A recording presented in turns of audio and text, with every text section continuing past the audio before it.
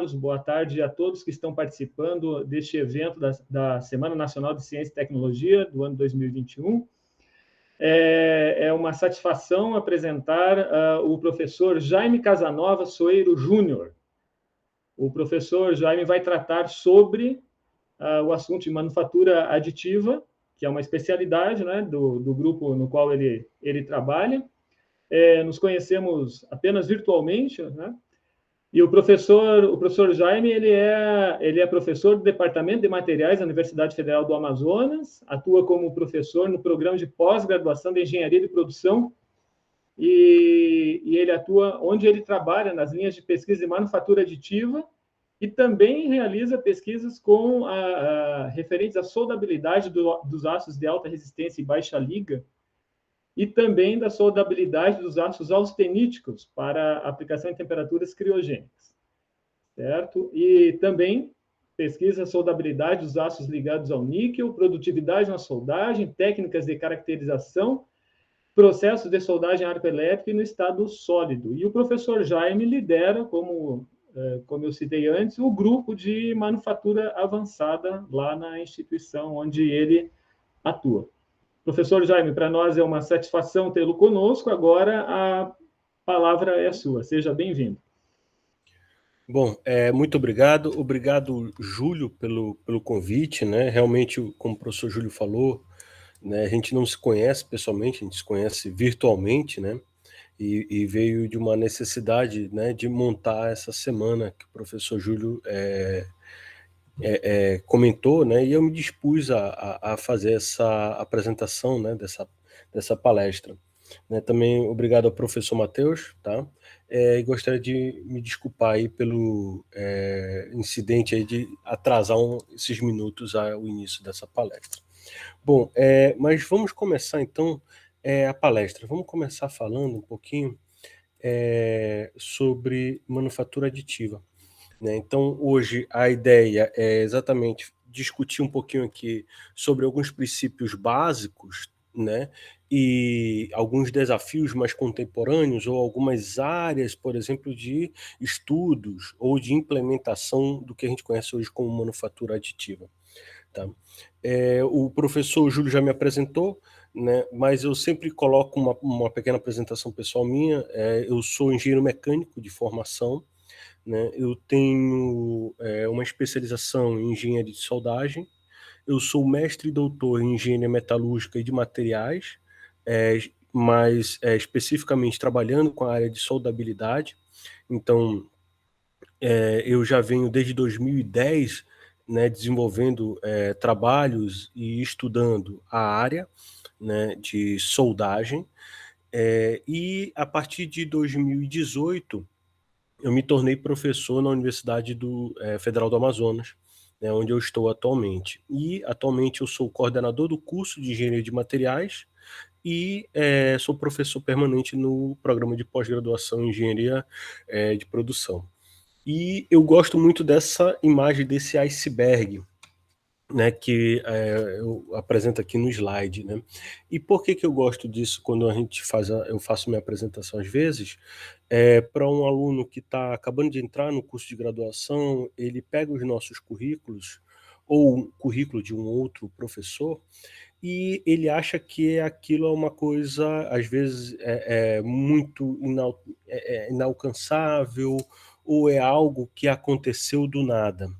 Né? Mas, às vezes, para a gente chegar onde eu estou hoje, ou chegar aonde os professores que me ensinaram estão, é uma construção. Né? E muitas vezes, quem está de fora, ou quem não participa dessa construção, ele só enxerga a ponta do iceberg. Ele não consegue enxergar, né, toda a construção que aquela pessoa teve até chegar aonde está hoje. Né? E quando a gente fala em ciência e tecnologia, é a mesma situação. Às vezes a gente só enxerga o produto da ciência e da tecnologia como sendo um produto que foi produzido, né? Que é fruto de anos de investimentos, né? Ou você enxerga um artigo que foi publicado, um livro que foi escrito, né? Até mesmo uma aula, né? Como é colocado, às vezes, é fruto de alguns anos ou de várias décadas de pesquisa e investimento daquela pessoa, né, daquele profissional da área. Então, assim, eu sempre gosto de fazer essa relação, né, para que às vezes a gente enxergue esse nosso currículo, o currículo de um ou outro professor, né, e entenda que se você trabalhar, né, um dia você chega lá, com certeza, isso daí sem dúvida. Bom, partindo para a nossa apresentação, antes disso, a gente pode fazer o seguinte, eu vou fazer a apresentação deve durar 1h20, 1h30, mais ou menos, e aí eu deixo 30 minutos para o final, e aí a gente pode fazer as nossas, eu respondo todas as perguntas, eu acho que preferia assim, tá? Então, hoje, eu vou fazer a seguinte divisão dessa apresentação. Eu vou falar um pouquinho sobre o cenário atual da pesquisa na área de manufatura aditiva, tá? Eu vou falar um pouquinho de introdução e os princípios básicos que estão relacionados a essa parte de manufatura aditiva, falar um pouquinho do processo de manufatura aditiva, né, das tecnologias associadas à manufatura aditiva, porque muitas vezes a gente fala de manufatura aditiva, a gente imagina, né, que só seja A e B, olha, só é A e B, mas não, é um processo de fabricação muito complexo, onde envolve diversas tecnologias que estão associadas, né, a esse processo de fabricação. A parte de uso de camadas, né, que é a essência da manufatura aditiva, e a classificação com alguns processos de manufatura aditiva, né, muito mais específico para a área de metais, que é a área onde eu já venho atuando. Tá? Quando a gente fala aqui em o atual cenário da pesquisa, né, eu gosto de fazer essa brincadeira com esse GIF do cachorrinho, porque é exatamente isso que a gente vive hoje na manufatura aditiva. A manufatura aditiva, para mim, hoje é a representação desse GIF do cachorrinho, onde ele está tomando um cafezinho, mas está pegando fogo no meio. Então, a manufatura aditiva é a mesma situação. Atualmente, a gente vive numa condição extremamente aquecida para o desenvolvimento de pesquisas, para a fabricação de produtos, para atender clientes específicos que querem, né, e precisam de produtos que são processados por manufatura aditiva, né? E quando eu faço isso, uma das formas da gente poder tentar medir, e aí eu estou me referindo à pesquisa, tá bom? Uma forma de tentar medir esse aquecimento é a gente ir em alguma das bases de dados, aqui nesse caso, né, o que eu mostro aqui é a base de dados dos copos, tá? Que é uma grande base de dados, né, onde você pode fazer uma pesquisa por palavras-chave. Então, esse gráfico que a gente observa aqui, que está relacionando a quantidade de documentos que eu tenho, né, publicados em função dos anos, tá? Ele vai me dar uma prévia daquilo que está sendo produzido ou que já foi produzido nos últimos anos. Geralmente, quando eu tenho um aluno de pós-graduação, e até mesmo um aluno que vai fazer um trabalho de conclusão comigo, um trabalho final comigo, eu peço para que ele faça uma revisão sobre o tema dele nos últimos 5 anos. Nos últimos 5 anos. 5 anos é uma coisa atual ainda na pesquisa. Então, eu oriento ele para fazer essa pesquisa em algumas bases de dados e ele faz essa pesquisa. Aqui eu estou mostrando para vocês apenas uma perspectiva da quantidade de trabalhos que foram publicados entre 1990 e 2022, porque a gente já tem trabalho em 2022. Já foi publicado esse ano, mas a edição da revista, que ela foi publicada, já está em 2022, né? Relacionando o termo additive manufacturing, que estão que é a tradução em inglês do termo manufatura aditiva. Essa pesquisa aqui eu fiz agora no último dia 18/10, né? E entre esses anos de 1990 até 2022, né, já tinham sido publicados mais de 44 mil trabalhos, né, que relacionam a manufatura aditiva. Então, essa técnica de produção, ela, pelo gráfico que a gente vê, a gente observa que até ali meados de 2014, né, ele é quando ele apresenta esse boom, né, começa a apresentar esse crescimento exponencial que a gente vai ver aqui a partir de 2014, né, e que a gente vê isso tendo essa crescente. 2021 é um ano um pouco atípico, 2020 e 2021 são anos um pouco atípicos para a produção científica, um pouco atípicos por causa da pandemia. Então, esses dois pontos aqui, ó, que eu estou vendo aqui, ó, que representam 20 e 21, eles provavelmente daqui a uns 10 anos a gente deve tratar eles como outliers, pontos fora da curva, e a gente deve tratar eles separadamente. Mas o que isso me mostra quando eu olho esse gráfico? Que a partir de 2014 eu tenho um início de uma crescente exponencial na quantidade de trabalhos publicados em revistas científicas apenas da Scopus, da base de dados da Scopus, que é uma grande base de dados para engenharia, mas não comportam todos, né? E mostra que isso está extremamente aquecido. Todo mundo está. E é interessante aqui porque eu vivi esse período, né? Então, assim, quando estava próximo de 2015, eu comecei a perceber isso. Eu disse, poxa, é uma área interessante. A minha área de atuação é soldagem, junção, caracterização de materiais metálicos, só que essa área de manufatura aditiva é uma área de diversos conhecimentos. E a minha área ela é inclusa dentro dessa área de manufatura aditiva. E aí eu comecei a perceber, eu disse, olha, eu acho que aqui está na hora da gente começar a migrar para esse lado aqui e tentar começar a produzir algo, porque isso aqui é uma coisa que está começando a aquecer o mercado. Paralelo a isso, o que acontece próximo ali de 2014 para 2016, entre esses 2 anos?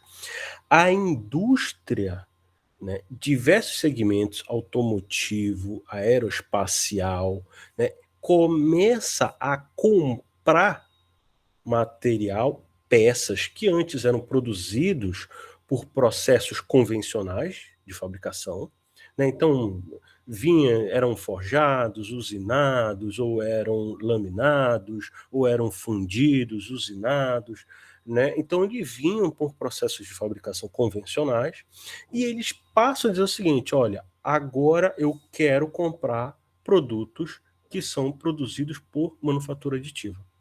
E aí, o que acontece? A indústria que quer comprar percebe que não tem indústria, né, e nem conhecimento suficiente para produzir aquilo. E aí, o que acontece? Há um investimento maciço, né, em cima exatamente de investimentos para ampliar o conhecimento, né, mas um conhecimento que está extremamente urgente de aplicação para a área de manufatura aditiva. Eu preciso produzir algo por manufatura aditiva. E nesse momento, é bom, sempre, apesar de não estar aqui bem dentro dessa área, mas assim, deixar claro que não há concorrência entre processos de fabricação. O que tem que ser deixado bem claro aqui é que não existe o melhor ou o pior processo de fabricação. Existe o processo de fabricação que consiga produzir uma peça que atenda os seus requisitos de projeto. Eu acho que isso é o mais importante, tá? Então, e é esse o ponto de vista que é adotado pela indústria. Começa-se a ter determinados requisitos de projetos que somente peças produzidas por manufatura aditiva conseguem atender. E aí eu tenho um cliente que quer comprar mas eu não tenho quem sabe produzir ou como produzir. E como produzir mais barato, como produzir mais rápido isso, né? Então, assim, fica essa correria. Então, os institutos de tecnologia, de uma maneira geral, não só universidades, porque aí eu estou me referindo no mundo, né? Eles começam a receber essa demanda, recebem investimentos e começam a desenvolver produtos. Só que os produtos e técnicas que são desenvolvidos já são aplicados, já são utilizados na indústria.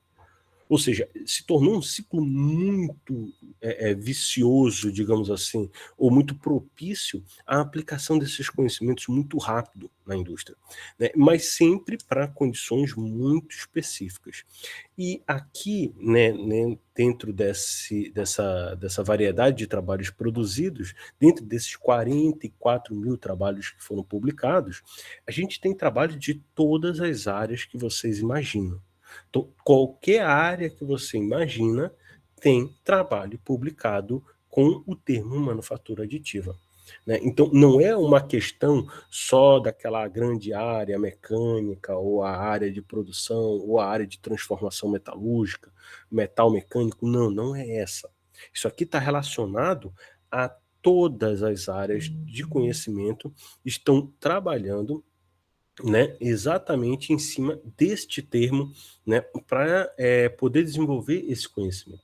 Então, hoje, né, eu olho para o cenário atual, né, de pesquisa e de trabalho na área de manufatura aditiva, e eu enxergo esse GIF do cachorrinho, né, tomando um cafezinho, e o meio que ele vive está pegando fogo, porque onde você imaginar, a gente consegue aplicar produtos produzidos por manufatura aditiva. Às vezes o problema, né, ou seja, a solução, aquilo que eu devo responder, ele não é necessariamente a forma de produzir, mas a técnica específica que eu vou utilizar para poder construir ou produzir esse produto de interesse, né? Então isso é bem interessante a gente frisar isso. E aí vem uma pergunta, mas o que é manufatura aditiva, né? É bom a gente sempre ir falando e descrevendo isso, né? Então, assim, olha, a manufatura aditiva, ele é um termo que inicialmente, e aí para quem já tem um certo tempo aí de estrada, trabalhando na área de processos de fabricação, ou na área de engenharia, onde precisava fazer muito projetista, ele já deve estar acostumado, né, ou já deve ter visto, né, desculpa, já deve ter ouvido ou lido o termo prototipagem rápida. Então, hoje, o que a gente conhece como manufatura aditiva, ele era o que antigamente, e eu digo antigamente, não estou falando no século passado, porque para os meus alunos, às vezes, eles me olham, né, eles falam assim, não, coitado do professor, né? O professor já está velhinho, né?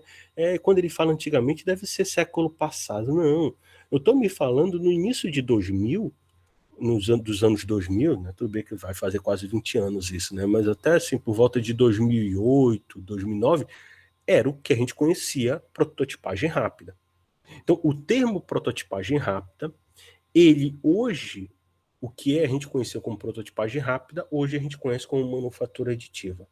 Ah, Jaime, então quer dizer que só mudou o nome? Não, não é que só tenha mudado o nome, né? Houveram diversas condições, né, que chegou-se ao ponto de que se tinha que mudar o termo de prototipagem rápida para manufatura aditiva. Mas o que é manufatura aditiva? Manufatura aditiva é o que hoje é popularmente conhecido como impressão 3D.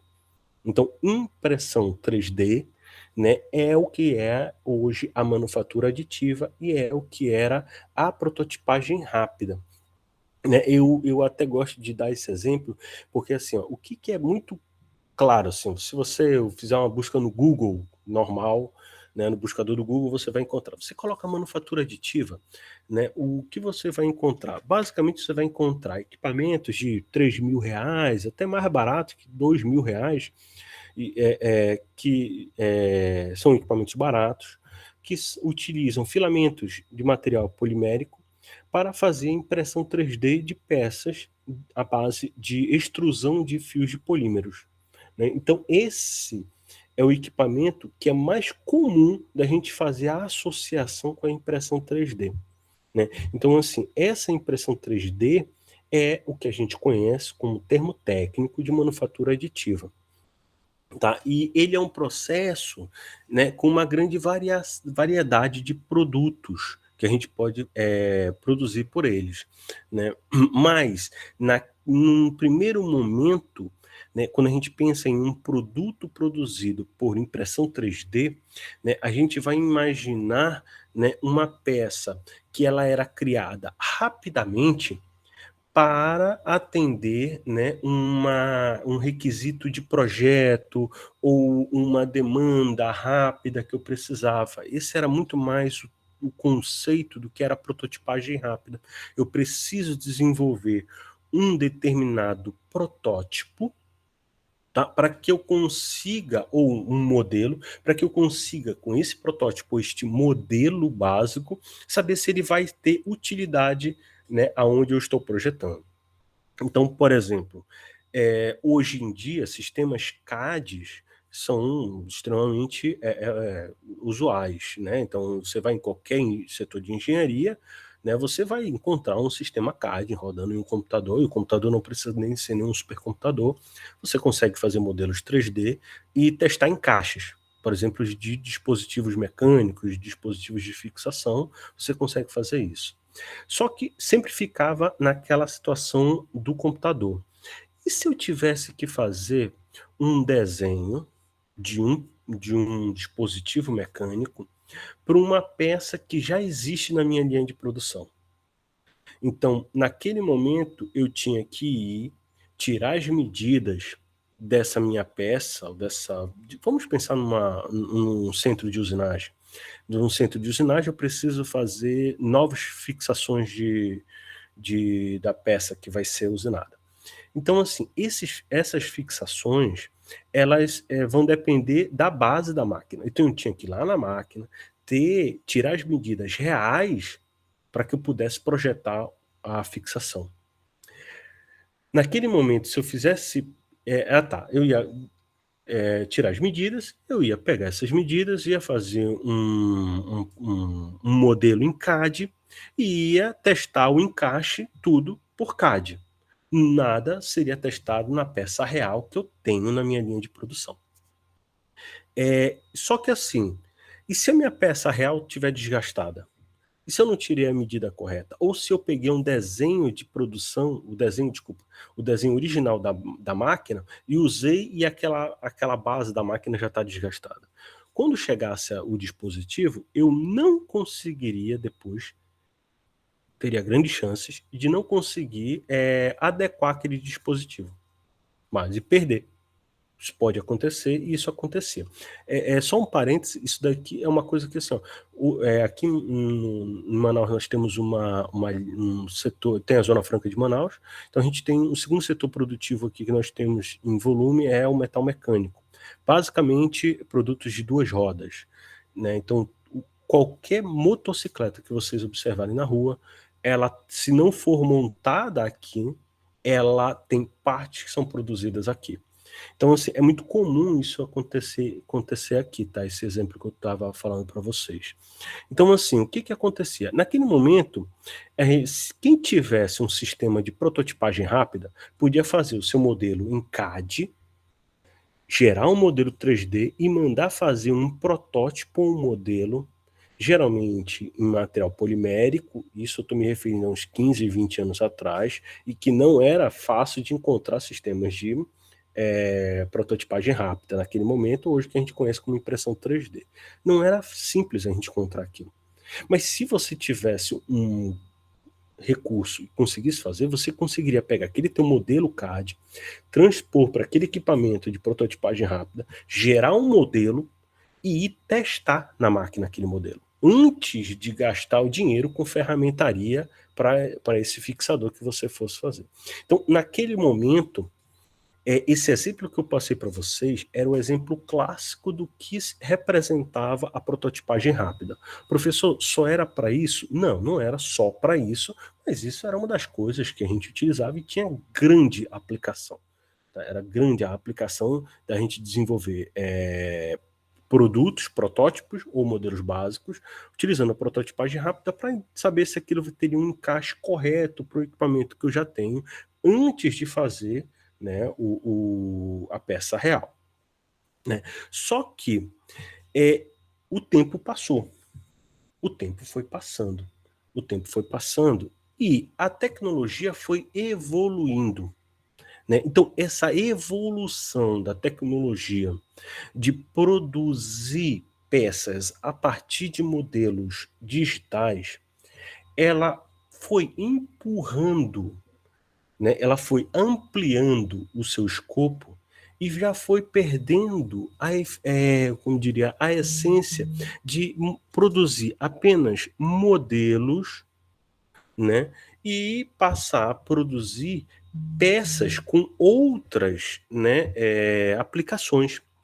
Né? Então, essa simples produção de peças, né, para atender um determinado modelo protótipo, ela já não era tão real. Né? Eu já tinha sistemas, né, que conseguiam produzir peças que já passavam daquela situação de apenas ter um modelo físico para saber se há um encaixe correto e começar a ter peças, né, produzidas por manufatura aditiva, naquele momento, prototipagem rápida, né, que teriam outros objetivos a não ser gerar um modelo básico, um modelo protótipo para uma determinada afinidade, questão de forma. Tá? E isso não quer dizer um demérito. Né? Na verdade, a gente começa a dar mais atribuições, né, a este produto que eu estou produzindo. E isso começa a ganhar uma amplitude. E eu estou falando disso de uns menos de 10 anos para cá. Então, em 7 anos, quem trabalha com isso começou a dizer o seguinte: olha, a gente não só mais faz modelos, a gente desenvolve peças complexas que ultrapassam apenas, né, a questão de gerar modelos. E isso já tem que ser repensado. Então, o termo prototipagem rápida, né, de uns 7 anos para cá, ele começa a não ter mais a completa adequação à aplicação em que o processo, né, e essa peça que é produzida por este processo tem. Nesse momento, né, você começa a ter grupos técnicos dentro de entidades normativas, né, que começam a discutir realmente como a gente tem que normatizar. Então, tudo na engenharia tem que ser normatizado. A gente tem que ter normas, regras, a gente tem que ter parâmetros bem definidos, né, para a produção ou para atender algum tipo de projeto ou de requisito de projeto. E aí você tem, então, o grupo, o comitê técnico da ASTM, que é um ente normativo internacional, mas sediado, se eu não me engano, nos Estados Unidos, que é o similar, né, à nossa ABNT, ela começa a discutir, né, instrumentos normativos que vão atender especificamente, né, esses produtos que são produzidos por manufatura aditiva, né, por prototipagem rápida, e discute a mudança do termo. E naquele momento, né, o que acontece? Eles sentam e conseguem chegar num determinado consenso, né, mas que ainda não foi fechado 100%, mas que hoje o melhor termo que poderia ser adotado para a fabricação de peças, pelo que a gente conhecia como prototipagem rápida, é a manufatura aditiva. Então, a manufatura aditiva hoje é o termo técnico mais adequado para a gente se referir a produtos que a gente popularmente conhece, processo popularmente conhecido como impressão 3D, né, e que era antigamente, né, conhecido como prototipagem rápida. Né? E esses entes normativos, eles não só apenas sentar e discutir o nome, né? Mas quando a gente discute o nome e o termo, a gente traz uma infinidade de conceitos que devem ser embarcados, inclusive como testar, quais são os requisitos mínimos de acordo com aquele ente normativo, né? Ou de acordo com aquela aplicação que essa peça produzida tem que atender. Então, hoje, né, a gente conhece a prototipagem rápida ou a impressão 3D, né, como um termo técnico adequado, que seria a manufatura aditiva. Né? Então, e o que é a manufatura aditiva? Né? Então, para um momentinho. A manufatura aditiva, ele é um processo de fabricação, o qual você utiliza, né, modelos digitais, né, baseado em sistemas CAD, utiliza sistemas CAM, né, para programar, e depois você vai produzir aquela peça que era um formato digital, você vai produzir ela adicionando material camada a camada, camada a camada, né? Isso é o que é a manufatura aditiva, né? Que é o que a gente popularmente conhece como impressão 3D, que é muito mais, eu acho que simples e fácil da gente, às vezes, num primeiro contato, entender o que é isso. Então, eu vou partir de um modelo digital, eu depois vou colocar no sistema CAM, e depois eu vou colocar no sistema onde ele vai adicionar camada a camada, até produzir a minha peça, a peça de interesse. Tá? Isso é o que é a manufatura aditiva.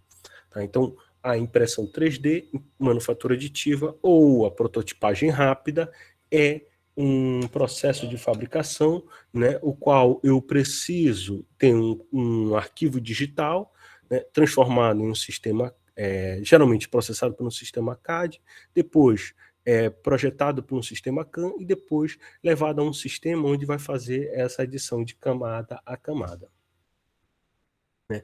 E quando a gente se refere à manufatura aditiva, né, o que a gente pensa? Poxa, é um processo super novo. Pô, o Jaime falou aqui, ó, mostrou no primeiro slide dele, que o quê? Ó, tá super aquecido.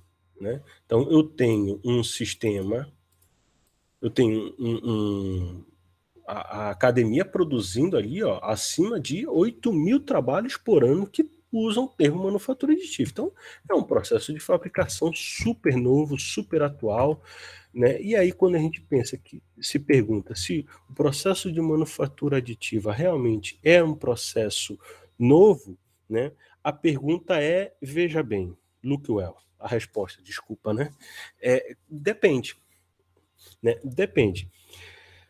Se eu partir do conceito de que a manufatura aditiva é um processo de fabricação no qual vai produzir uma peça adicionando material camada a camada, isso não é um processo novo. Não é um processo novo porque em 1890 tem uma patente, 1890, tá? Eu tenho uma patente que a pessoa utilizava, o que ela fez? Mapas cartográficos, tá? E essa não é uma especialidade minha, tá bom? Então, o que são mapas cartográficos? São mapas, tá? 2D, papel, algo impresso no papel, com esta cara aqui, que representa essas linhas e contornos que a gente observa no mapa, eles representam, né, o relevo daquela região. Então, são mapas cartográficos.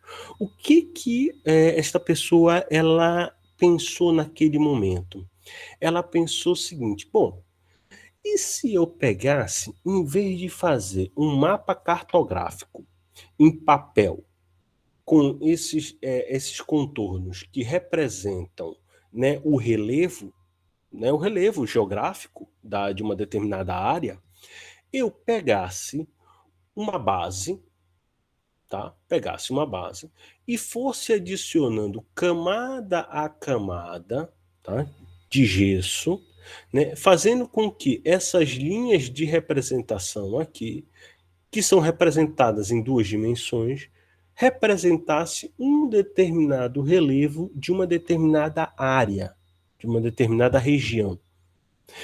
Pessoas leigas conseguiriam olhar aquele mapa, aquela estrutura que foi depositada, foi construída camada a camada, conseguiriam entender mais facilmente, sem um conhecimento mais amplo, do relevo daquela região. A ideia que ele teve foi em 1890.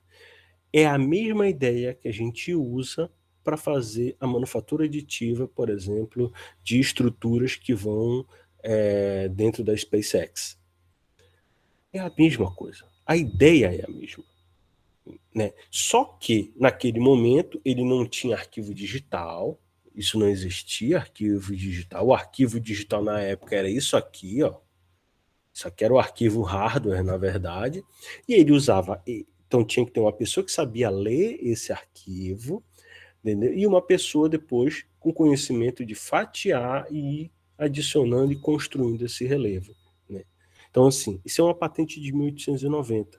Então, assim, quando eu me refiro à manufatura aditiva sendo um processo de fabricação que pegam arquivos digitais e transformam eles em peças reais através da adição de camada a camada, a essência desse processo já existia há muito tempo atrás.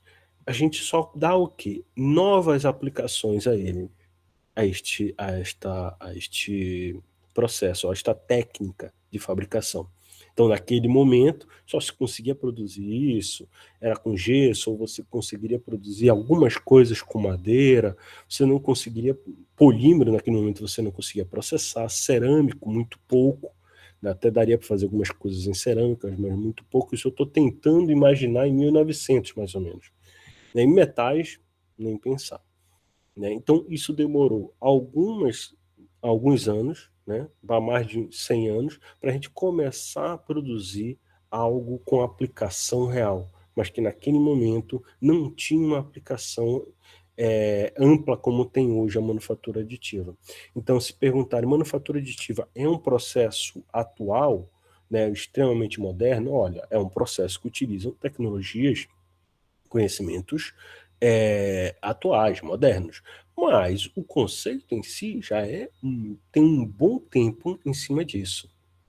Né? E aí, quando a gente fala em manufatura aditiva, né, o que a gente pensa? Olha, a manufatura aditiva ele requer um conhecimento prévio de diversas áreas, né, ou o conhecimento mínimo de algumas áreas que estão relacionadas à manufatura aditiva.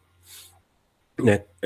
Por exemplo, como o simples fato de se ter a necessidade de desenvolver, né, ou de ter o conhecimento na área de projetos digitais. Então, é fundamental você saber fazer ou manusear, né, ferramentas CAD para que você consiga desenvolver esses arquivos digitais. Isso é o início. Depois você vai precisar desenvolver outras habilidades, ou ter, né, outras habilidades. Mas o que é bem interessante aqui foi esse termo, ou esta frase que eu peguei num determinado livro, né, que é onde ele fala o seguinte: olha, que a manufatura aditiva precisa apenas de alguns detalhes dimensionais básicos, tá? Um pequeno conhecimento de como a máquina de manufatura aditiva funciona e dos materiais usados para construir a peça. Só o livro, ele fala isso, é um livro, tá? É um livro. E aí, eu vou mostrar esse vídeo aqui para vocês. Quando eu observo aqui, o que eu tenho? Eu tenho um sistema de 3 eixos, tá? E eu tenho aqui na ponta desse sistema de 3 eixos, eu tenho um sistema de soldagem a plasma. Sistema de soldagem a plasma, e eu tenho a adição de material, tá? Então, eu abro o arco elétrico, isso que a gente observa, né, esse ponto de iluminação que a gente observa o arco elétrico, metal fundido e a adição sólida sendo adicionada. O que vai partir aqui esse processo? Ele vai fazer a adição de camada a camada, depositando esse material metálico. Tá? Vamos pensar da seguinte maneira. Vamos fazer uma seguinte simplificação, de que esse material metálico ele funde, né, a aproximadamente 1500 graus Celsius. Tá? Então, eu vou ter aqui uma fonte de energia que gera calor, que vai fundir o meu material de adição em temperaturas aproximadamente de 1500 graus Celsius. Então, eu vou depositando, né, líquido, eu tiro o material sólido, transformo em líquido e vou adicionando camada a camada, e eu vou tendo um aquecimento localizado, mas intenso, com uma alta temperatura, e eu vou tendo essa construção dessa peça. Tá? Isso é a manufatura aditiva, como colocado aqui para materiais metálicos. Eu posso utilizar diversas fontes de energia. A que eu estou utilizando aqui é a fonte de energia plasma. Tá? Aí eu faço uma pergunta para vocês. Eu aqueço uma peça metálica pontualmente, resfrio, ela vai ficar dimensionalmente igual ou ela vai sofrer distorções? E as tensões residuais? E as modificações que o material passa quando ele sai do estado líquido para o estado sólido até a temperatura ambiente? Então, quando eu começo a pensar só nesses 3 pontos que eu estou colocando aqui para vocês, que são distorção, tensões residuais e transformações de fase, né, modificações microestruturais que vão alterar as propriedades mecânicas ou propriedades de interesse da peça que eu estou produzindo, esta afirmação não tem sentido. Então, o simples fato de, se você conhecer o equipamento, tá, as dimensões da peça básica que você precisa produzir por manufatura aditiva, e o que material você vai utilizar, não vai garantir que você consiga atender os requisitos de projeto. Um dia desse eu estava no YouTube e aí apareceu um vídeo como sugestão para mim.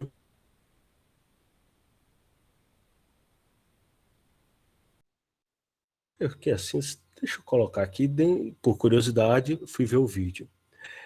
Aparecia a pessoa com um equipamento de manufatura aditiva de polímero, daqueles bem baratos que a gente consegue encontrar, né, que nada mais é que um sistema de 3 eixos, X, Y, Z, né, e no lugar da extrusora do fio de polímero, ele adaptou uma pistola de Mig-Mag. E aí ele fixava uma chapa, a chapa devia ter na base do equipamento, devia ter ali, não tinha 2 milímetros de espessura aquela chapa. E ele tentava fazer, depositar camada a camada, nunca conseguia acertar aquilo, né? E eu rindo, vendo o vídeo. Não que eu goste de rir da desgraça dos outros, né? Mas assim, não é isto. Então assim, e aquilo dali me chamou a atenção. No final ele chegou à conclusão dizendo o seguinte: olha, realmente não é a mesma coisa do que fazer com polímero. Por quê? Primeira coisa que ele tinha lá, distorção. Ele tinha uma distorção na base, no substrato que ele estava depositando o material, que era altíssimo.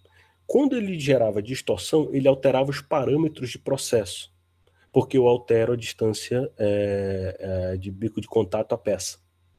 E aí ele iria alterar os parâmetros, nesse caso, que eu estou me referindo especificamente de soldagem.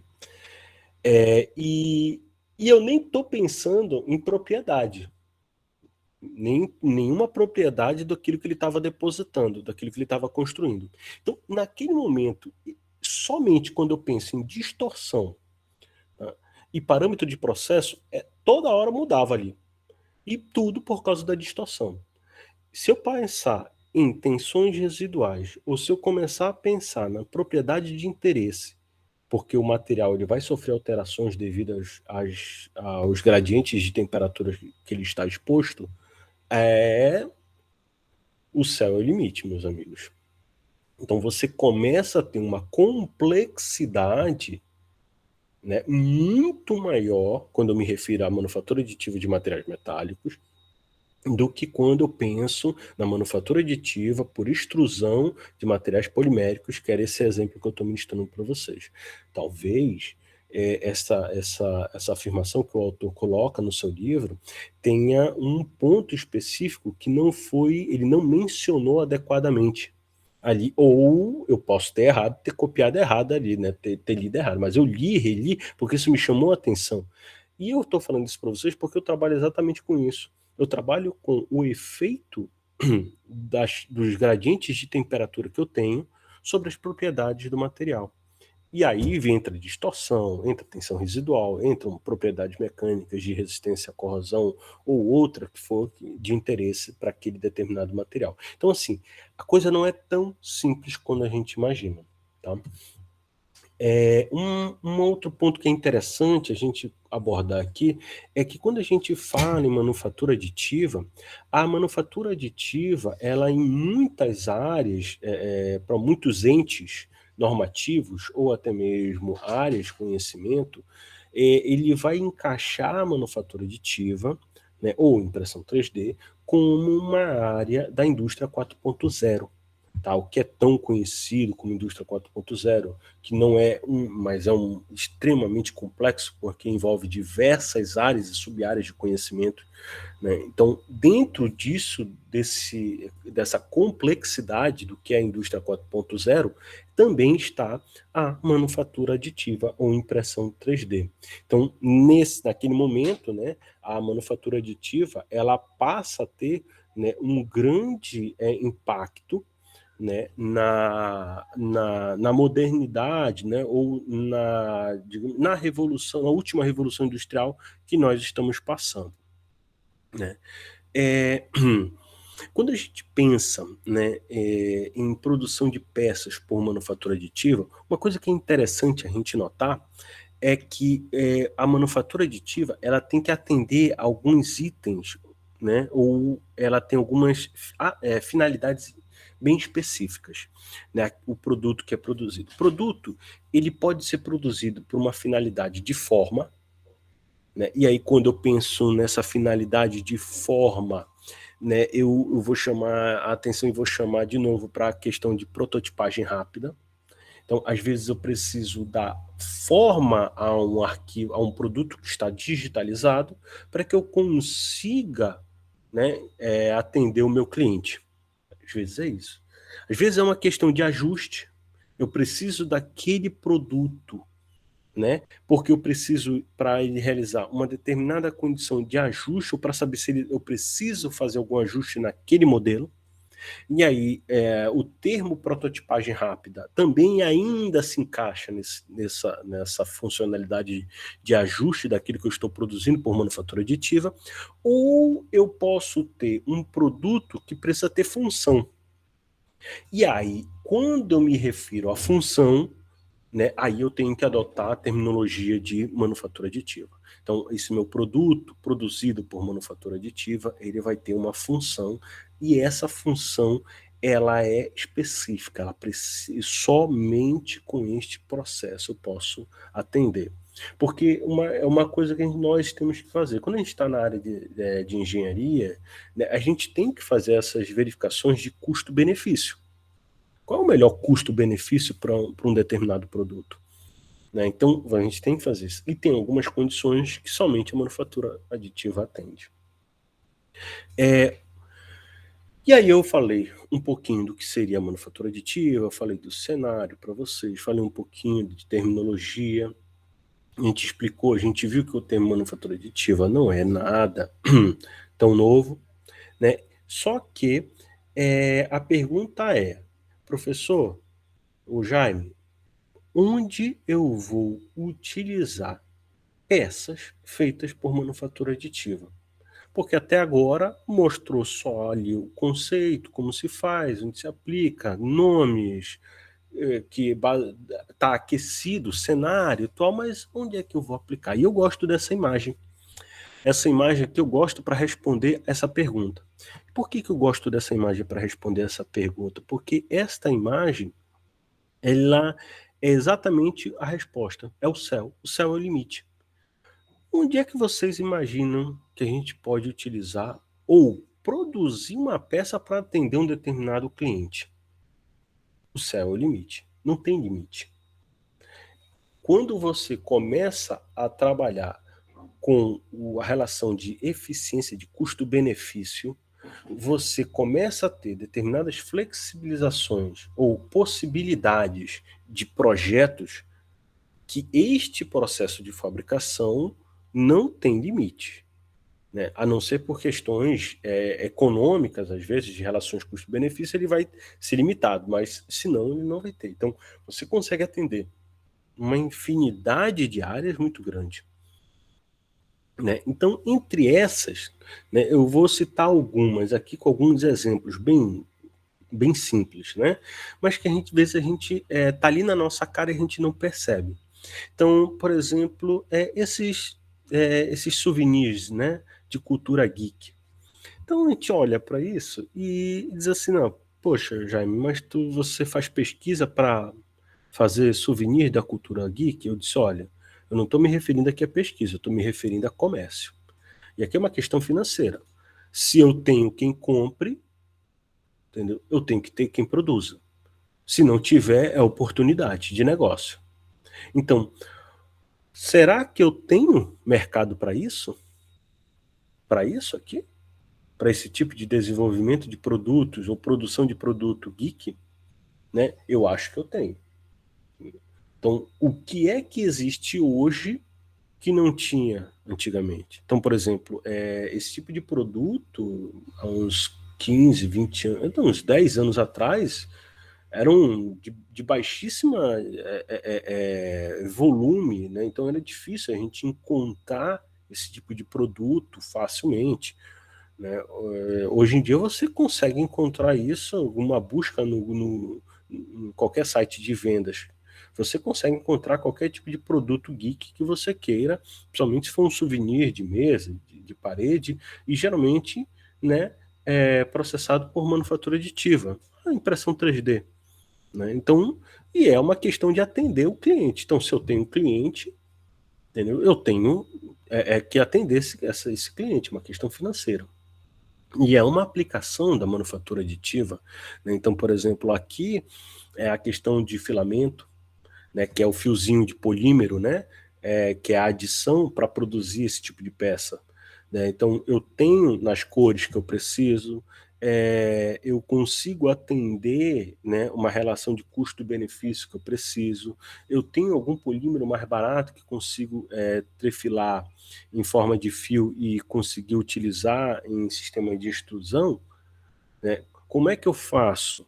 Eu consigo produzir sistemas de impressão 3D para essa aplicação que utilizem 3, 4, 5 filamentos diferentes, sem alterar a quantidade de cabeçotes de extrusão, né, e sem alterar essa qualidade? Né? Então, são perguntas que o mercado está aí. Você tem uma infinidade de produtos, mas será que já responderam tudo isso? Será que ainda tem espaço para mais coisas? É uma pergunta a se fazer. Né? E é um ramo financeiro a se atender. Né? Um outro exemplo que eu trago, que é um exemplo também relativamente simples, né, para quem é papai ou mamãe, ou para quem vai ter filho, tem que fazer ultrassom um teste que o médico precisa ver para verificar a saúde do bebê e tudo mais. E aí, já tem um certo tempo, existe o ultrassom 3D. Né? Então, o que é o ultrassom 3D? É uma foto impressa num papel 2D, né, da face do bebê na barriga da mãe, né, só que com um aspecto em tridimensional. Né? Então, só que você está ali, está impresso. Por que eu não posso pegar o arquivo do ultrassom, transformar ele num determinado arquivo e consigo imprimir um modelo do bebê ainda enquanto na barriga da mãe? Será que eu consigo vender isso? Será que isso tem espaço? Será que tem cliente? Isso eu acho que tem. Entendeu? Quanto custa? É uma pergunta que eu deixo para vocês. Então, assim, e a técnica é a mesma. E o material aqui, isso aqui é um tipo de polímero. No máximo, no mínimo pode ser gesso, mas assim, pode ser polímero. Entendeu? Com um sistema de menos de R$ 3.000, você consegue ter isso para produzir esse tipo de peças. Só que a pergunta é, como é que você vai processar o dado? Agora começa a mudar. Agora entra o X da questão. Como é que eu tiro um arquivo num formato de ultrassom, transfiro para um arquivo .stl e consigo adaptar ele num equipamento de manufatura aditiva para produzir esse produto aqui? É uma pergunta a se fazer.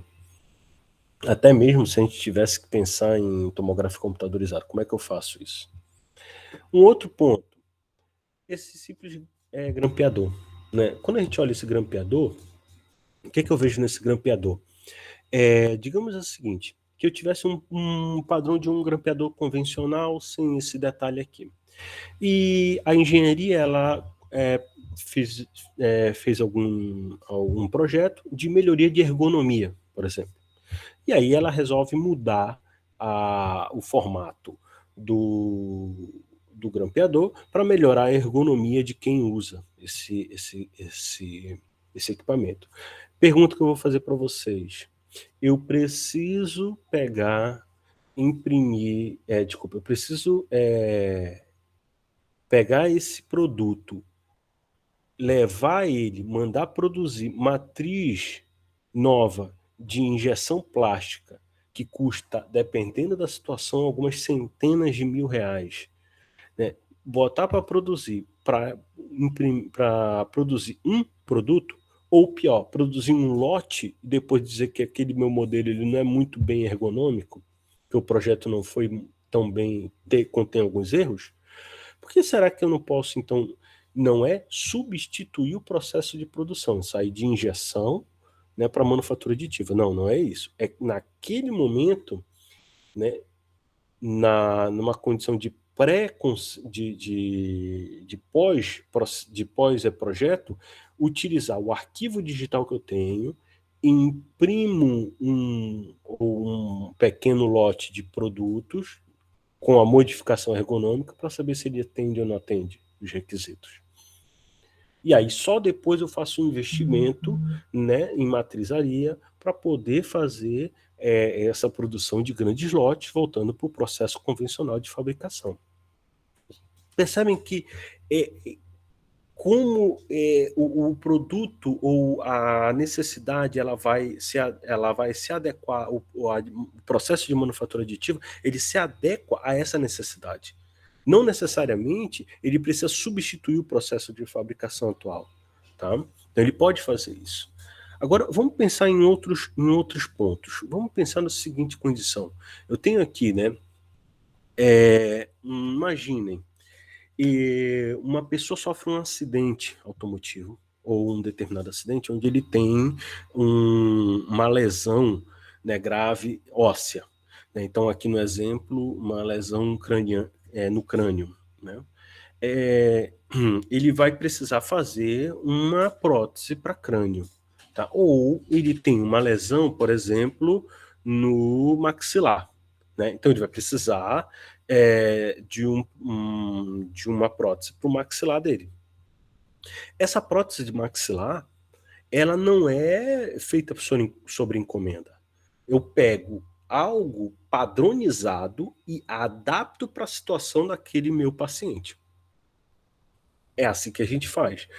Ou então uma prótese de fêmur, né, de cabeça femoral. Como é que eu faço? Eu tenho que adaptar algo que já existe, né, eu faço a adaptação e para poder atender aquele meu paciente.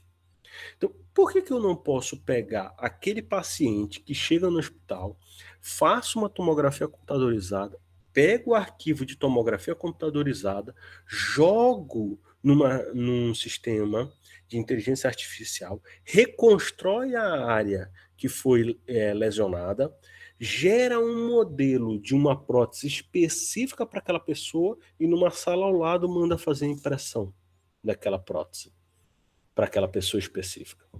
Então, assim, quanto custa isso? É muito mais barato que se eu tivesse que produzir isso em linha de produção para cada pessoa. Tá?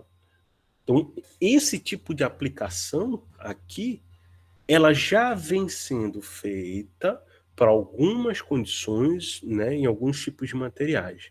Mas ela pode baratear e a gente pode ampliar a quantidade de pessoas que a gente atende, né, ou de casos que a gente atende quando a gente pensa em manufatura aditiva para esse tipo de aplicação. Ou então, por exemplo, aqui, isso aqui já é um caso concreto, né, do sistema de freios da Bugatti Chiron, né, feito com uma liga de titânio, né, através de manufatura aditiva. Então, leva-se 45 horas para produzir esse sistema de freios, e são utilizados mais de 2.200 camadas, né, para ser produzido. E esse sistema de freio, né, ele pesa 2,9 quilos. 2,9 quilos. Então, assim, é uma quantidade de massa muito pequena. Eu não tenho a quantidade que era o projeto anterior. A fonte que eu peguei, ele não fazia essa comparação. Mas, assim, nesse caso aqui, já é um sistema que, uma peça que já foi substituída. Então, o processo de fabricação atual é por manufatura aditiva. Não é mais os processos que eram utilizados anteriormente, né? Mas, por que eu fiz essa substituição? Porque somente com esse processo de fabricação eu consigo atender essa redução de massa. Então, essa redução de massa, ela só consegue ser atendida nesse quesito. Um outro ponto que a gente pode fazer, por que a gente não faz o quê? A impressão de tecido. No caso aqui, o exemplo é de uma orelha humana. Por que a gente não pode fazer a impressão de tecido? Não é a adição de camada a camada? Adição de material camada a camada. Essa é a técnica de manufatura aditiva, legal. Como é que a gente adiciona tecido de camada a camada? Não sei. Aí é que está a questão. Então, hoje, o que tem que ser estudado é como eu faço, né, o cultivo de tecido humano, né, ou um tecido sintético que tenha grande afinidade com o corpo humano para essa aplicação. Né? E aí eu posso ter esse tipo de situação, um acidente, perco um pedaço do dedo, um pedaço do braço, uma orelha, consigo fazer a reconstrução através da impressão desse tecido que eu perdi. Então, assim, esse tipo de situação eu vou utilizar a manufatura aditiva. Uma outra situação, por que eu não uso, então, a manufatura aditiva para imprimir determinadas ferramentas? Aí a gente para e pensa assim, mas, poxa, Jaime, ferramenta eu compro num site aqui bem barato. Não tem por que eu ficar imprimindo ferramenta. E outra coisa, essa ferramenta aqui é de polímero, isso não dura, não vai ter resistência, não vai ter durabilidade. Ah, tá, que eu esqueci de falar para vocês. É que aqui a gente não está aqui na Terra, a gente não está no Brasil, não. A gente está na Estação Espacial Internacional, ou a gente está indo para Marte. Eu não vou ter todas as ferramentas que eu preciso. Eu posso ter uma quantidade de matéria-prima básica para produzir aquilo que eu preciso naquele determinado momento. E aí, o processo de fabricação que eu preciso é esse, manufatura aditiva. Então, nesse caso, se eu tivesse nessa situação que eu expliquei para você, seria vantagem você ter a matéria-prima, imprimir o que você quer para atender exatamente só aquele momento de você. E não você levar um conjunto de ferramentas imenso, que é muita massa, entendeu? Para você transportar. Você não tem posto de combustível, né, no espaço. Você não tem posto de combustível daqui à Lua, daqui a Marte. Não existe isso. Então eu preciso pensar nesse tipo de situação para poder ter esse tipo de solução e atender, né, resolver esse tipo de problema que eu possa ter. Então, quando a gente pensa em manufatura aditiva e aonde eu posso utilizar as peças produzidas por manufatura aditiva, onde eu posso utilizar o processo de fabricação, o céu é o limite. Onde vocês querem utilizar? Vocês querem fazer produtos para a área aeroespacial? Vocês querem trabalhar com arquitetura, a área automotiva, entendeu? Defesa, entretenimento, educação. Educação, modelo ósseo, muscular, tecido mole. Em vez de você ter um cadáver, né, para você fazer, antes de você levar o aluno lá, você leva o aluno, né, a modelos que são impressos, eles são produzidos por manufatura aditiva com material, diferentes materiais poliméricos que vão dar a textura de osso, de tecido muscular, né, e aí você vai poder ensinar o aluno, por exemplo, nesse tipo de modelo. E é caríssimo esse tipo de produto. Eu encontrei uma empresa só que faz isso. Deve ter mais, eu só encontrei uma que produz isso. Né? Material dentário, né? Médico. Qual é a área? Então, assim, o céu é o limite. A questão é ter requisitos que você atenda, você ter pontos que atendam o seu cliente. Né? Então, você fazendo isso, entendeu? Você consegue ter diversas aplicações para essa parte de manufatura aditiva, mas você tem que entender muito de diversas áreas que são correlatas, né? E extremamente importantes para a área de manufatura aditiva. Entre essas, um ponto que eu chamo bem a atenção, que é uma coisa que a gente tem o preconceito com a manufatura aditiva, é de que eu vou imprimir a peça, ela vai sair da impressora, vou chamar de impressora uma coisa bem simples e bem fácil da gente entender. Eu vou tirar ela da impressora e já vou usar. Nem sempre é assim. Muitas vezes eu preciso fazer o que a gente chama de pós-processamento. O pós-processamento, às vezes a gente não consegue fugir do pós-processamento e a gente é obrigado a fazer o pós-processamento. Não tem jeito de fazer isso, ou de fugir disso. Então, a manufatura aditiva, ela passa basicamente por esses processos. Eu tenho que desenvolver um projeto CAD, eu tenho que transformar ele no arquivo STL, né? Eu vou ter que transferir ele para dentro do sistema do equipamento, né? Onde eu vou ter que verificar os parâmetros de processo com os parâmetros dimensionais que vão ser executados. Eu vou ter a etapa de processamento. Eu vou ter uma etapa que eu acho que é bem interessante, que o livro ele coloca que é bem interessante, é de remoção dessa peça que foi impressa do equipamento. Porque essa peça, muitas vezes, ela é fixa na base do equipamento e eu tenho que pensar nisso, porque isso também faz parte do meu processo.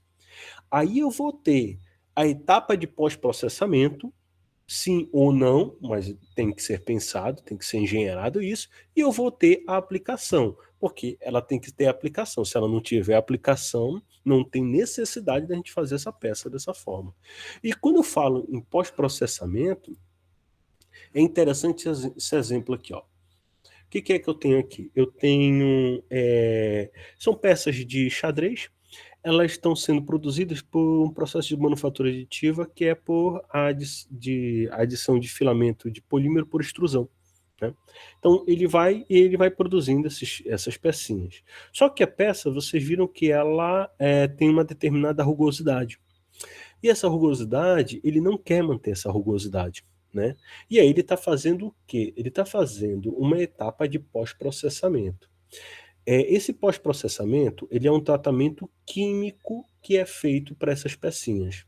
Né? Então ele está pegando acetona, né? E ele vai deixar a peça exposta à acetona, né? Para melhorar a qualidade superficial. Prestem atenção que ela está ficando mais brilhosa. Né? Ou seja, eu estou mudando a rugosidade da peça. Né? Então ela está sendo alterada, essa rugosidade da peça. E aí a gente pode pensar assim, Jaime, então para esse caso aí, essa é a solução. Aí eu falo assim para vocês, pode ser, só que a gente tem um problema. Qual é o problema? A acetona tem venda controlada.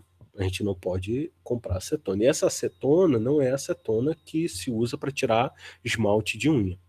É uma acetona com uma maior concentração e ela não pode ser vendida, né, facilmente. Ela tem a venda controlada.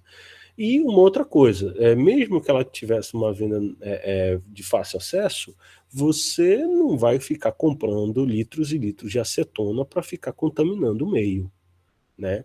Expondo o meio a esse excesso de acetona. Tem esse outro problema, que é um problema ambiental, que a gente tem que entender isso.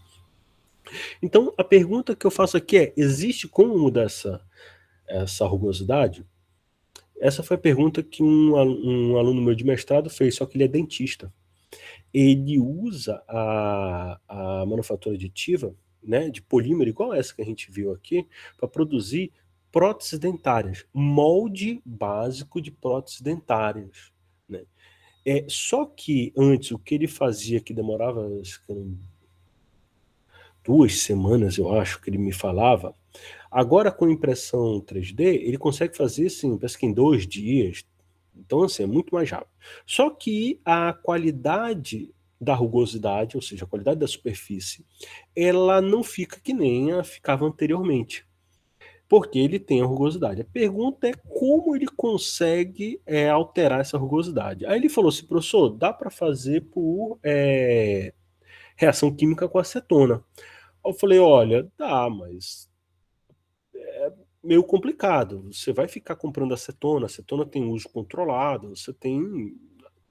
A pergunta que eu faço é o seguinte: será que eu consigo alterar os parâmetros de produção, velocidade de extrusão, diâmetro do bico, temperatura que eu vou utilizar, velocidade, para melhorar a rugosidade?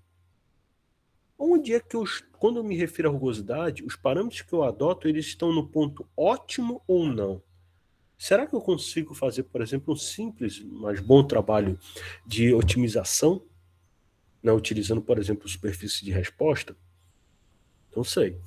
Então, essa é um trabalho que a gente precisa responder, um trabalho dele, né? Então, uma necessidade, aliás, uma característica que a gente observa do processamento por manufatura aditiva, quando a gente utiliza sistemas de extrusão, a pergunta é a rugosidade. Eu consigo melhorar a rugosidade? Ou até onde eu consigo melhorar a rugosidade?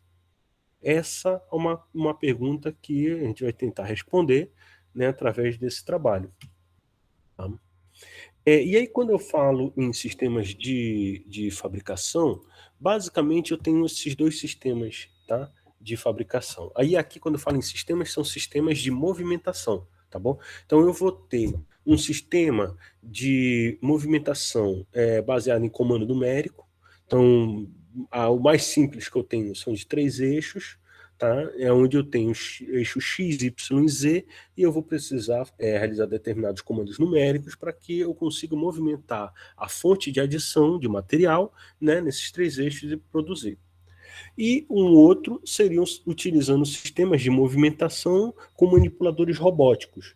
Aqui a gente já está se referindo a pelo menos 5 eixos, mas o ideal são 6 eixos para cima, né, para que você tenha a flexibilidade de produzir determinadas geometrias que são complexas, né?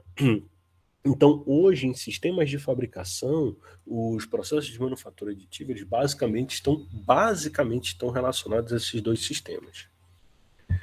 Quando a gente se refere, né, a tecnologias associadas, então, tecnologias que estão relacionadas à manufatura aditiva, né, a gente tem basicamente 2 tipos de tecnologia. Aliás, eu separei 3, né, mas aqui eu vou dar esses 2 exemplos. Uma é tecnologia de o que a gente chama de engenharia reversa. Então, imaginem, vocês têm uma peça e esse produto, ele não tem desenho técnico, tá? Eu não tenho um desenho técnico.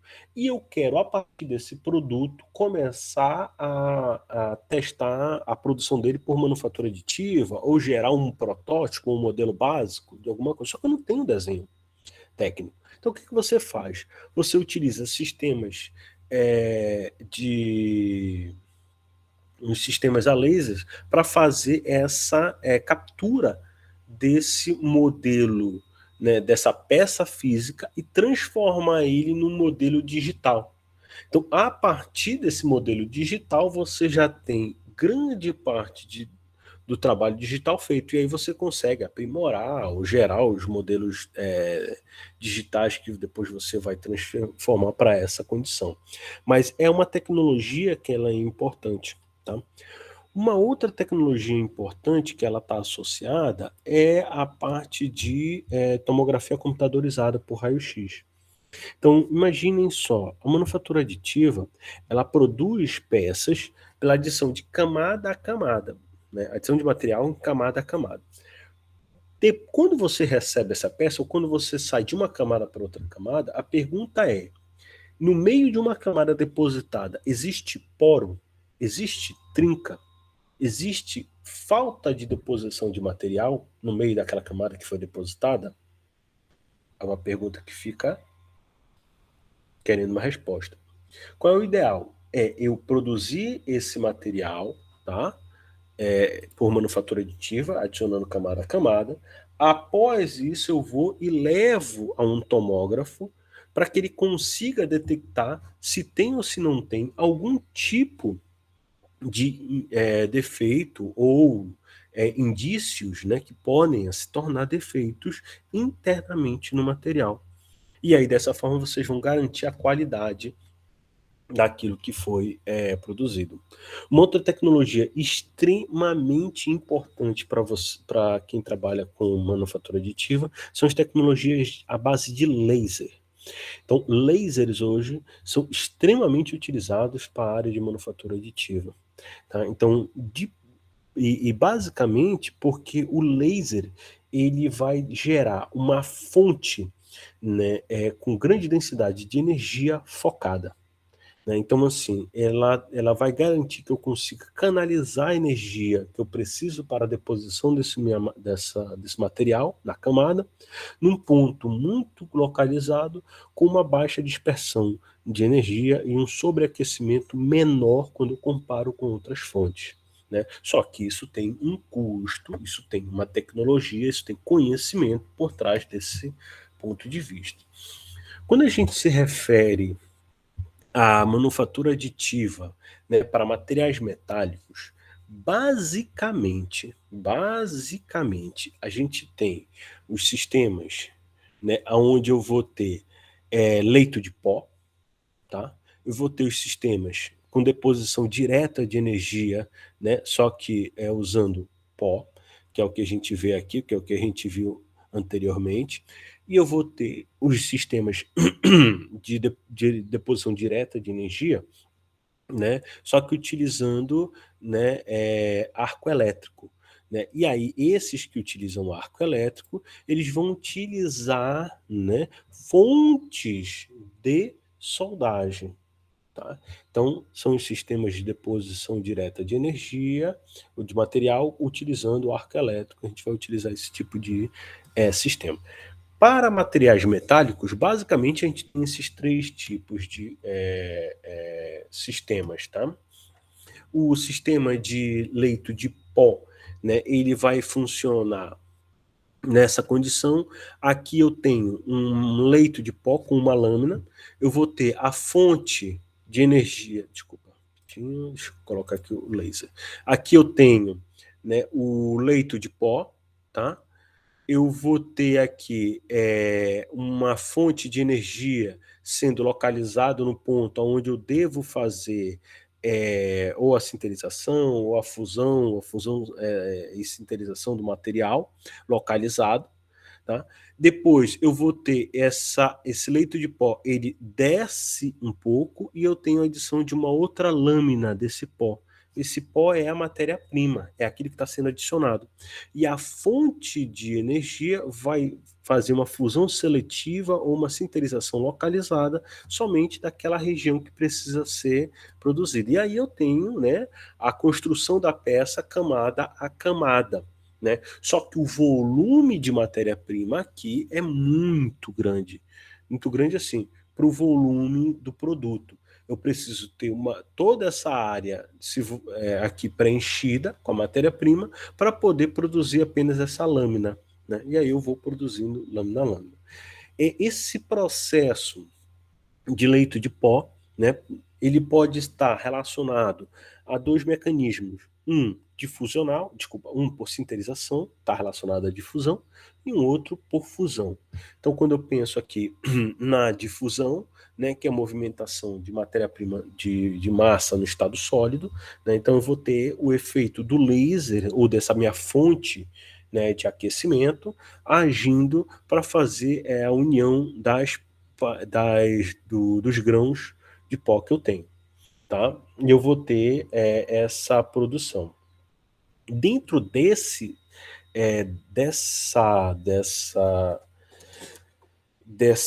tipo de processamento de manufatura aditiva, né, eu tenho uma outra área que ela é bem interessante. Como eu vou produzir o pó, a matéria-prima.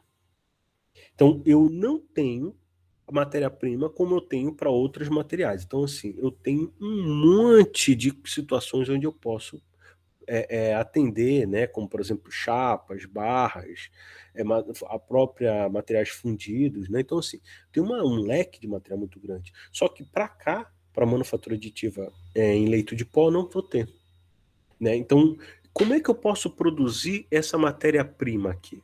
Qual é a melhor técnica de produção? Qual é a técnica que melhor atende determinados setores? Qual é a técnica que atende melhor outros setores?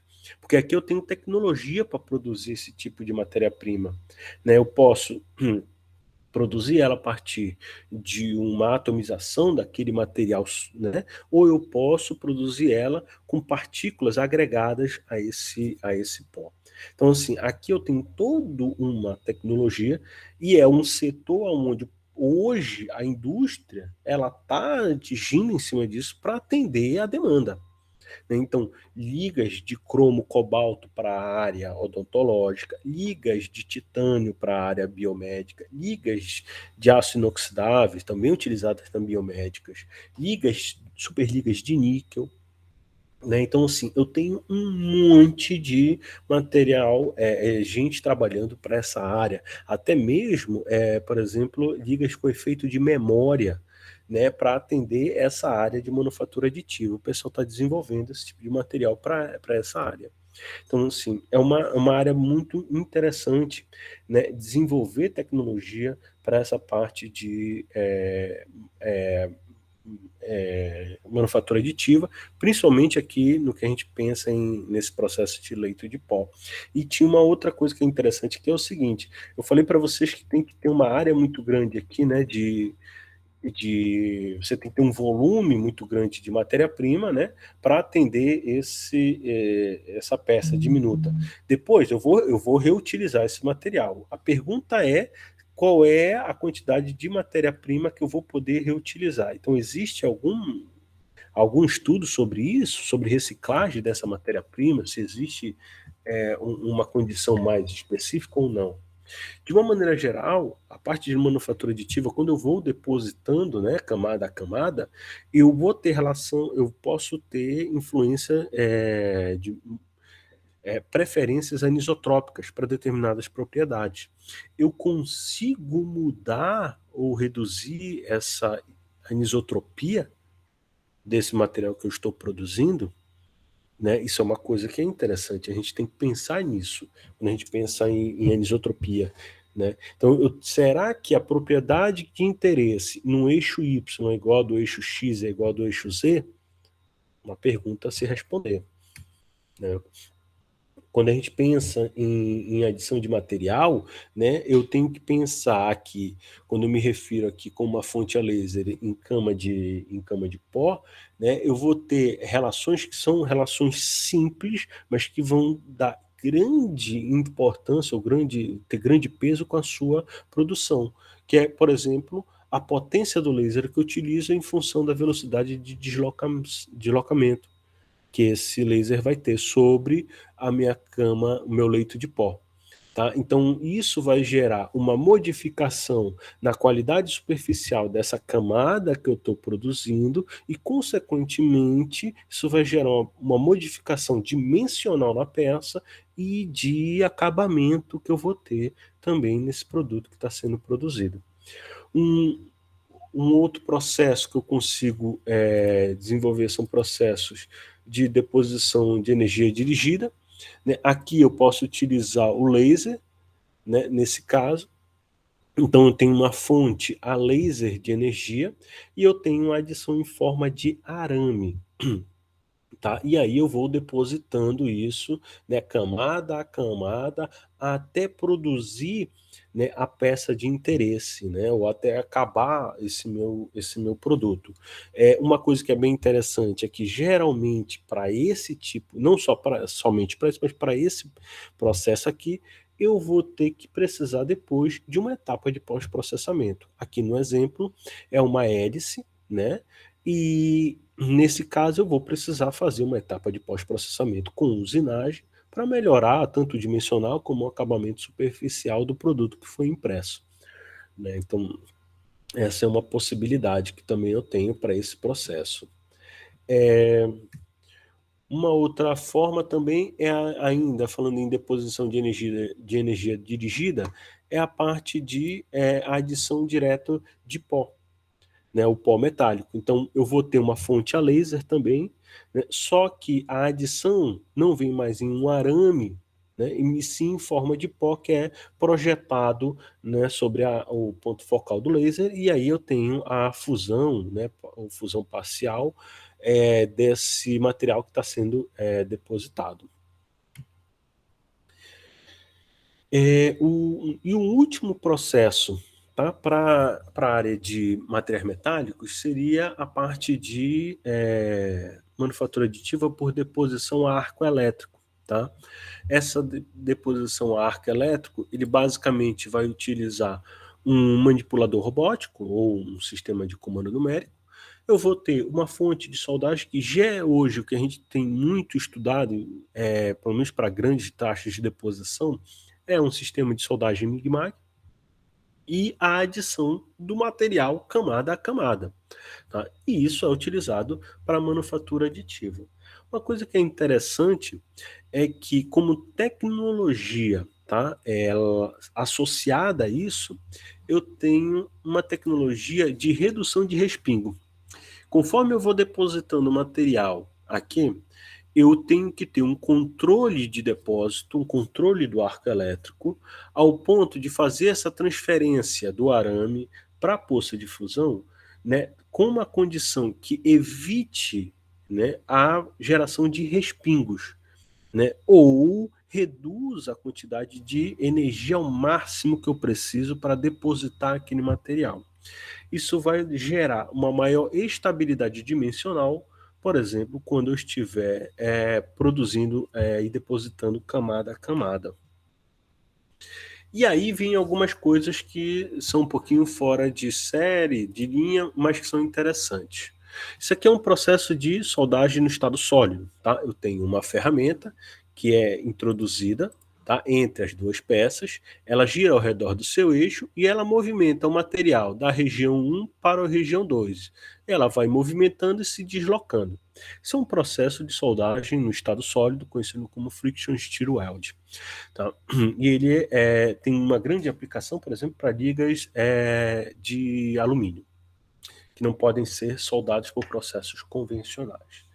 A pergunta que eu faço é, peraí um momentinho, e se eu pegar esse processo e desenvolver esse tipo de condição? Eu coloco lâmina a lâmina, tá? Chapas de lâmina a lâmina nessa condição, tá? Vou processando, vou unindo uma chapa a outra, né, por um processo de soldagem, conhecido como friction stir weld, a técnica mesmo.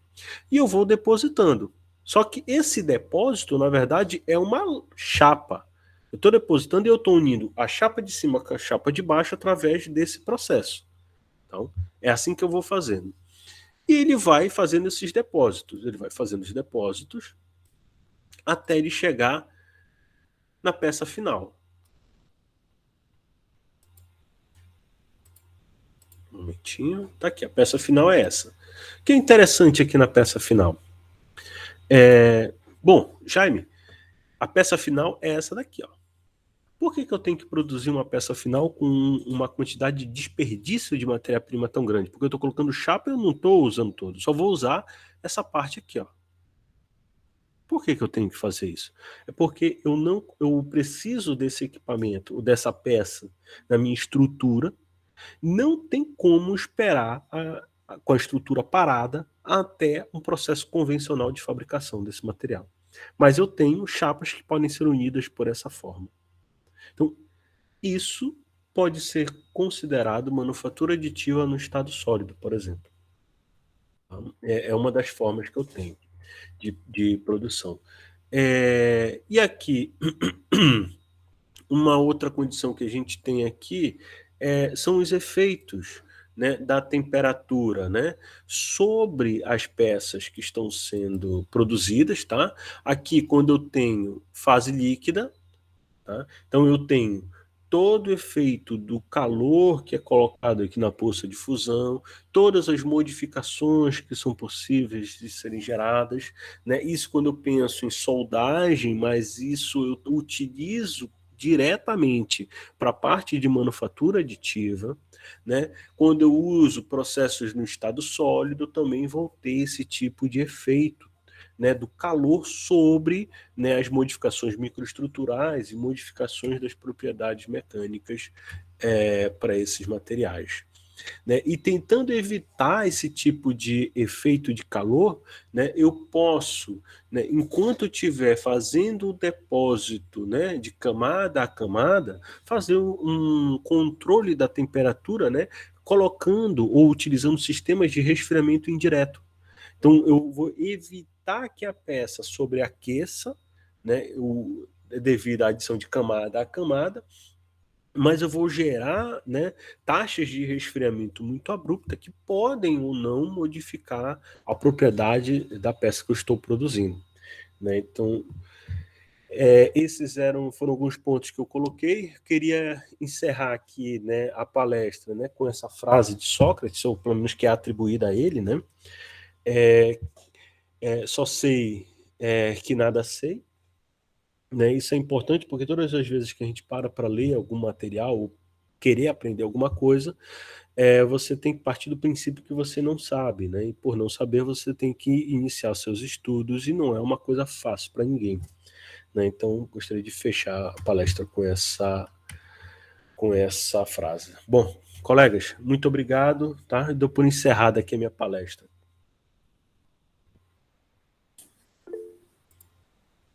Obrigado, professor Jaime. Olha, fiquei impressionado com a quantidade de aplicabilidades, né, da manufatura aditiva ali. Eu sou da área da saúde, já tive contato com situações em que era necessário construir próteses, né, e hoje, de fato, você tem um alto custo desse tipo de material, e não que seja barato ou simplificando a manufatura aditiva, mas é um processo que, em desenvolvimento, tende a baixar esse custo para atingir a população em geral, né. Então, eu achei muito, muito interessante mesmo a fala como um todo, e eu só tenho a agradecer pela palestra. Perfeito?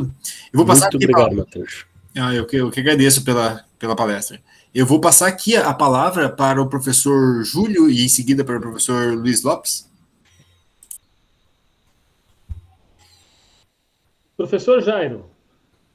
Pois não, professor Júlio.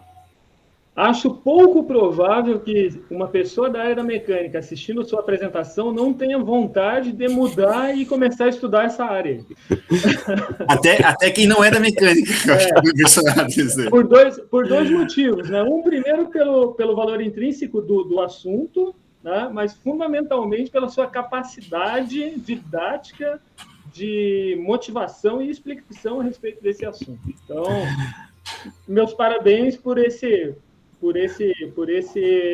essa característica, né, que o senhor conseguiu aí nos passar tão tranquilamente a respeito, né, nos demonstrou essa característica a partir da sua apresentação. Eu tenho uma pergunta, específica sobre um dos processos ali que pode falar. Sobre a deposição com arco elétrico, né? Tá? atualmente, até que nível se consegue chegar em termos de acabamento? Porque eu imaginando um modelo simples, né, a fabricação de um tubo, por exemplo, né, com o eixo principal na vertical, né, que essa lateral, essa superfície lateral, se eu for pensar isso com a soldagem que nós conhecemos, os processos convencionais aqui de MIG-MAG e tudo mais, se eu fizer um cordão sobreposto sobre outro, né, dificilmente eu vou chegar no nível de acabamento assim, sei lá, o mais grosseiro imaginável ainda vai ficar pior, talvez. Tá? O estado hoje, né, da técnica desses parâmetros, desses ajustes, leva até quanto disso? Professor, a parte aqui com o processo, aqui no Brasil a gente conhece como MADA, né? O pessoal está tentando fazer isso com arame de 0,6, desculpa, de 0,6 milímetros, né, para ver se conseguia reduzir, melhorar o acabamento o superficial. Qual o problema? A gente consegue reduzir, mas assim, quando a gente fala em rugosidade para esse tipo de acabamento, eu acho até um pecado a gente chamar de rugosidade, né, professor? Esse tipo de acabamento. Isso não é rugosidade, né? Isso é quase uma cratera. Então, assim, para esse tipo de técnica, hoje é indispensável a etapa de pós-processamento. Então eu vou precisar usinar. Só que o que a gente tem que entender, né? É que essa técnica, ela não foi feita para fazer os menores produtos. Ela foi pensada para produzir grandes estruturas. Então são estruturas tão grandes e que eu tenho que ter uma deposição de material tão grande que vale a pena naquele momento eu parar e fazer a usinagem, se eu tiver a necessidade. Então, hoje o pessoal tem utilizado, por exemplo, produção desse tipo de produto dentro de centros de comando numérico.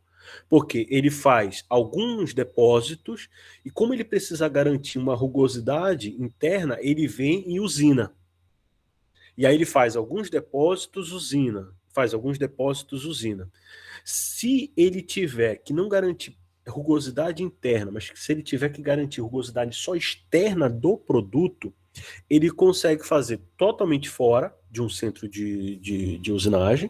Ele vai depositar esse material, mas ele vai ter que retirar material, até por uma questão de distorção.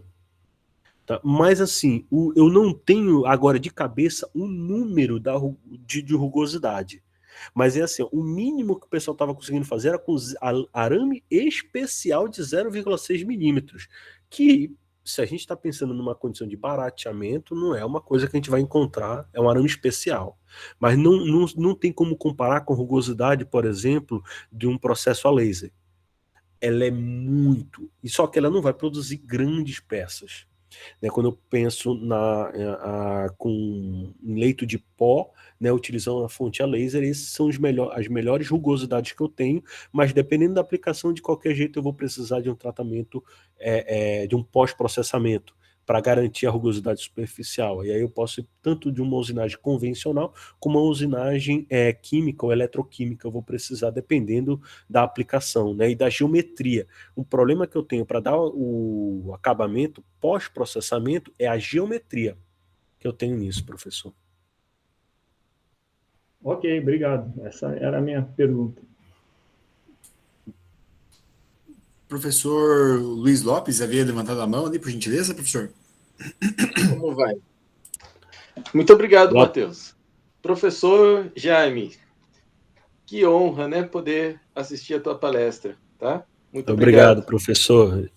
E eu quero fazer um comentário que o professor Júlio, ele fez este elogio sobre a sua didática, né? E eu estava pensando exatamente sobre isso, né? Muito Olha, obrigado. que experiência bacana, né? Assim, que os minutos passaram, a gente nem percebe, né? De tão agradável que é. Mas o professor Júlio, ele está escondendo o jogo, porque ele é excelente professor, ele tem uma didática muito boa, né? Então, acho que vocês dois têm essa característica em comum, além, né, da afinidade com a área técnica. Professor, eu anotei tantas perguntas aqui que eu gostaria de perguntar para um especialista como o senhor, né? Já vinha assim martelando isso na minha cabeça. mas eu vou deixar que o senhor escolha. De tantas perguntas que tem, né? Então, o senhor fica à vontade aí, escolhe uma delas e responde. Recebi Professor, um e-mail. Oi. eu não pode escolher um, pode escolher. Se o senhor quiser, depois o senhor pode me mandar no e-mail, a gente pode marcar uma reunião para a gente conversar sem nenhum problema, professor, mas sinta-se à vontade. Então, tá bom. Então, vamos lá.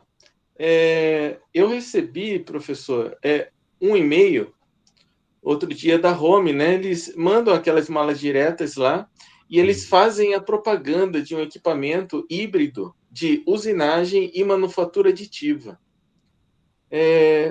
Então, vou resumir a esta pergunta, né? O que o senhor acha? Esta é a tendência? Será que é isso que a gente vai encontrar mais no futuro? Ou talvez, complementando um pouco mais aí a pergunta, né? Nós estamos num momento assim de descoberta, né? Acredito que Sim. ainda essa área vai evoluir muito. Isso daqui não é nem uma matéria obrigatória da engenharia, e ela vai ser. Eu Isso mesmo, acredito nisso, professor. né? Isso Então a mesmo. gente assim está vivendo uma coisa que no futuro o pessoal vai olhar para trás e falar: olha, nos primórdios eles faziam isso. Então, eu acho que é mais ou menos por aí, né? Então, professor, talvez no futuro a gente dê até risada de um equipamento que faz usinagem e manufatura aditiva ao mesmo tempo, né? Assim, um complementando o outro.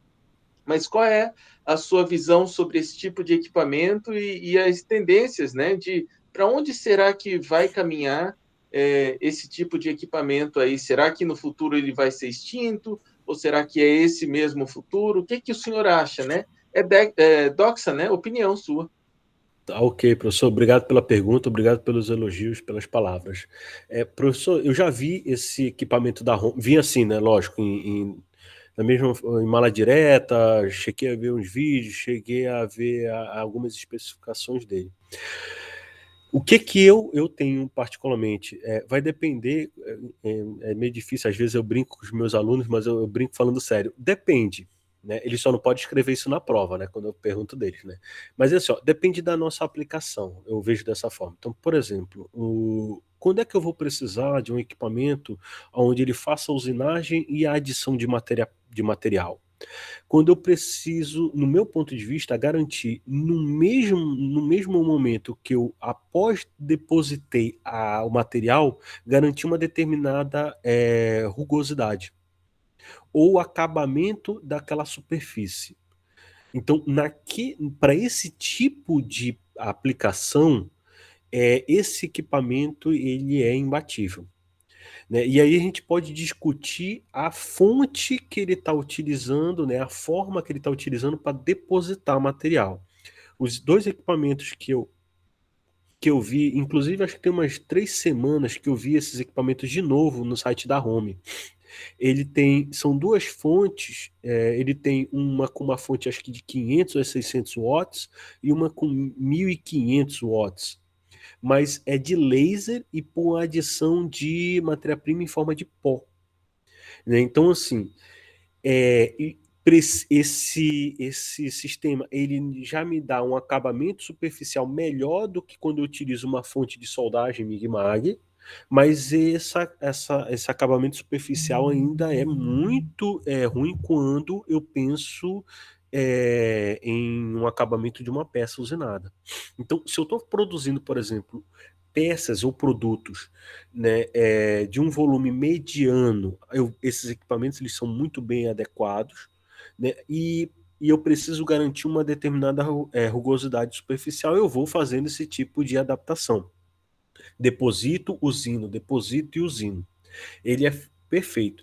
Se eu preciso só garantir uma qualidade superficial externa a essa peça que eu estou produzindo, que eu estou produzindo por manufatura aditiva, eu acho que esse não seria a melhor relação custo-benefício de equipamento.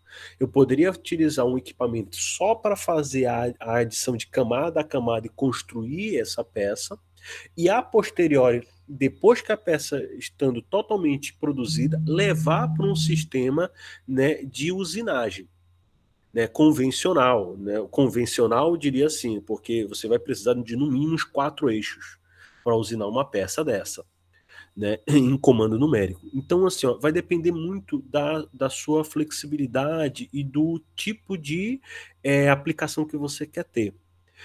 Vale lembrar que, assim, quanto mais processos eu embarco num sistema só, numa célula só, a partir do momento que eu tenho algum problema de manutenção, né, ou que eu tenho que fazer uma parada preditiva dessa célula para fazer uma manutenção, a minha linha totalmente para, né? Quando eu vou segmentando, né, essa minha produção em diversas células, onde cada célula faz um determinado item, né, dessa peça, eu consigo parar uma célula sem grandes prejuízos, às vezes, à produção do meu produto. Então, na verdade, a resposta, ela assim, realmente depende da aplicação, né? Mas que esse tipo de equipamento que une a adição e a retirada, né, a adição de matéria-prima e a retirada por usinagem, ela dá uma grande flexibilidade, dá, né? Isso daí, sem dúvida. Eu não sei se eu consegui responder, professor. É isso aí, professor. Muito obrigado. Era para até mesmo fazer essa avaliação aí de prós e contras, né? É isso daí mesmo. Obrigado. Tá, de nada, professor.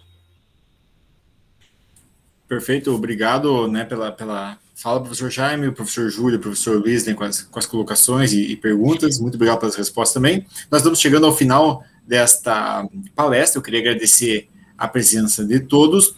Lembrando aqui, né, só um lembrete aos alunos nossos do IFSC, por gentileza, né, eu já coloquei lá ali no chat o link para vocês fazerem o login e registrarem a presença de vocês utilizando a palavra-chave. E as minhas palavras, né, eu não sou da área, né, como comentei anteriormente, não sou da área mecânica, mas fiquei cativado, impressionado e fascinado com essa fala. Saliento e reitero aquilo que os outros dois professores colocaram, a sua didática, o professor Jaime, é muito boa.